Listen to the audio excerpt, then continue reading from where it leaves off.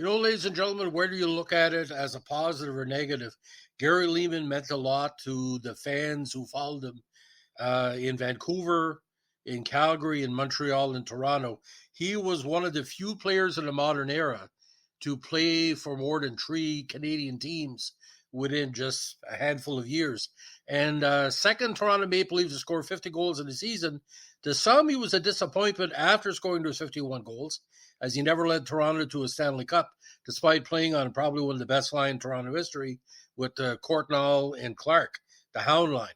So today we're going to be talking about something Toronto Maple Leaf fans have forgotten with all the craziness of the last few years of underachievement, the talent of the legendary Gary Leeman. Now, according to history, he first came to major prominence with the Notre Dame, Saskatchewan AA, AAA program and Athelbury College in Wilcox. Now, before he entered major junior, again, that's where he was. Now, he shifted from forward to defense during the 82 season. Now, in his draft year, drafted a defenseman 60 points in 72 games, 5'11", 175, dynamite personality, dynamite player. Now, he was basically someone that was big on the World Junior scene for a while. As a youth, he played in the 77 Quebec International Pee Wee Hockey Tournament with a minorized squad from Wexford, Ontario. Now, he played for the Notre Dame Hounds, again, the junior A team in Wilcox, and it was a standout season for his defenseman for 2 years with Regina Pats. He was voted the league's top defenseman and first-team All-Star. Now, drafted 24th overall in the 82 NHL entry draft, he returned to Junior A for a season where he scored 86 points in 63 games. Now, he skated for Canada at the Worlds twice in Leningrad and in Sweden. Now, when he converted to a winger in the NHL, he was best known as a speedy, gritty scoring machine, and again was the second Leaf to score 50 goals behind Ricky Vive. Now, the Hound line that he played on helped Toronto get within the game of the semifinals after several years of obscurity. Starting in 87, Leeman was a top goal scorer with Toronto and had 4 straight 20-goal seasons. Now, some off-ice peccadillos and what they call locker room situation I don't want to get into. He was eventually made disposable in Toronto. After 9 seasons, he was the key player in a deal that sent him to the Flames in January 2, in a blockbuster deal that brought Doug Gilmour to Toronto. To date, the 10-player deal is the largest in NHL history, and looking back, it seems very lopsided for the Maple Leafs. Now, just to recount the deal, it was this. Toronto traded Leeman, Craig Berube, Alexander Gajinuk, Michel Petit, and Jeff Reese to Calgary in exchange for Dougie Gilmour, Jamie McCown, Rick Natras, Rick Wamsley, and Kent Manderville. And again, this led to Toronto getting to the semifinals that year because Gilmour was the catalyst he needed because he had a little bit more skills than Leeman in regards to leadership. Leeman was a great player, but like I said, he just liked doing his job and going home. Now, the idea about Leeman, he was a player that's best described as kind of an overachiever, an underachiever at the same time. Had a lot of skills, but certain games he was not there, and he was very prone to injury. Now, when we look back at his career, we're going to touch it on some of the highlights.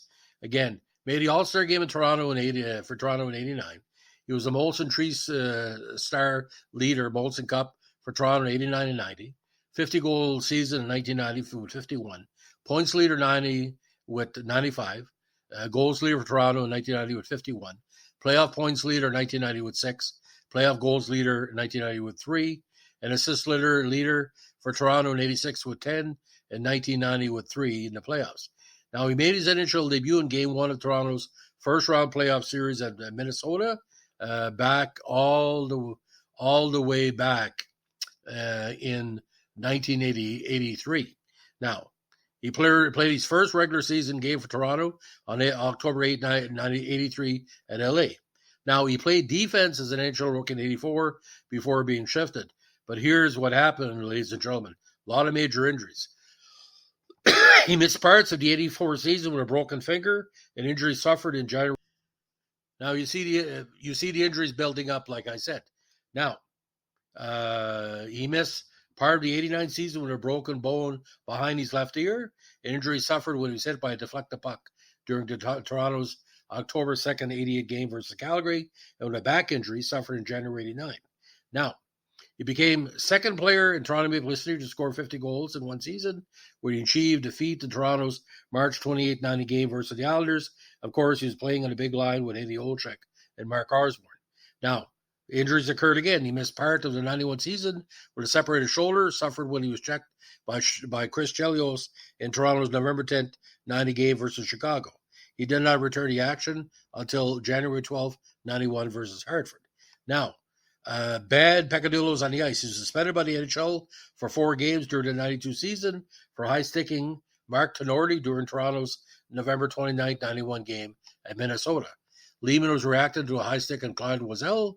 After Leeman skated over to protect Loisel, Tenorti punched him in the face. Leeman then swung his stick into Tenorti's jaw. Now, they held a hearing on the matter on December 1st, '91, and announced suspension 2 days later. Now, Toronto took the automatic grace period, letting Leeman play another week before he had to sit out games from December 11th to 18th '91. He missed part of the '92 season with back spasms, injury suffered during Toronto's November 18, '91 practice, and he had a bruised thigh, an injury suffered in February '92, and had a sprained ankle, an injury suffered in Calgary's February 21st '92 game versus LA. He also missed parts of the '93 season with bruised lower back, an injury suffered during Montreal's February 3rd '93 game versus LA, and with an ankle injury suffered in Montreal's April 2nd '93 game in Washington. He also missed part of the '94 season with a shoulder injury suffered during Montreal's January 12 '95 game versus New Jersey. He also missed the remainder of the '94 regular season and started the '94 playoffs with a broken forearm, an injury suffered during Montreal's April 11th '94 game at Hartford. He eventually signed with Vancouver as a Group 3 unrestricted free agent on January 18, '95, and then signed with St. Louis as a Group 3 unrestricted free agent on September 26, '96. Now, awards and honors, again with Regina, top defenseman and all-star first team in '93. Now, he was drafted again as a defenseman and spent the remainder of his career after being shifted in his first year as a right wing, although he often played a point in the power play.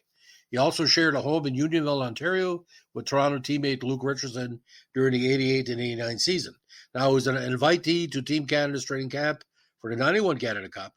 He did not make the tournament roster. That was a loaded squad. Very hard to make it. Now, a big racehorsing fan, he invested in racehorses during his playing days. He also became active in old-timer charity hockey after his retirement. And, of course, he's a famous horse farm in Caledon, Ontario, has been well publicized through the years. Now, the idea about Gary, like I said, when he was in Montreal, like we couldn't believe we got him for pretty well nothing, because he wasn't a nothing player, but he kind of gave up with him. The big deal, which freaked a lot of people out, and this maybe was one of the pieces we needed for Stanley Cup in '93, when Skoglund took the what he called the flight to Calgary for Leeman. Now, in 667 regular season games in the NHL, he had 199 goals and 267 assists for 466 points, and of course skated in the Deutsche League for the Hanover Scorpions for a while. He eventually retired in '99. Now, Gary Leeman could easily score 300, 400, 500 goals in the NHL. He was playing some of the best players that the Leafs had in that era, but he was having difficulty, again, being consistent in road games, and the injuries really took their toll, because he would play a full season, then play half a season because he was injured. Now, he had spent a lot of time in the minors with St. Catharines, later with Frankton and rehab, but in even the Utah Grizzlies when he was in the St. Louis program. But Gary Leeman, within, from 1990 to 1995, when he kind of flamed out in Vancouver, he was at the high peak of his career. And it ended up, whatever gave him a little bit of movement over other players, he had lost it. So Gary Leeman, to me, a very underrated player, but coming to Montreal, what hurt him again is the injuries he brought with him, and that ended his career early. So, ladies and gentlemen, thanks for listening, and don't forget, keep your stick in the ice. Bye.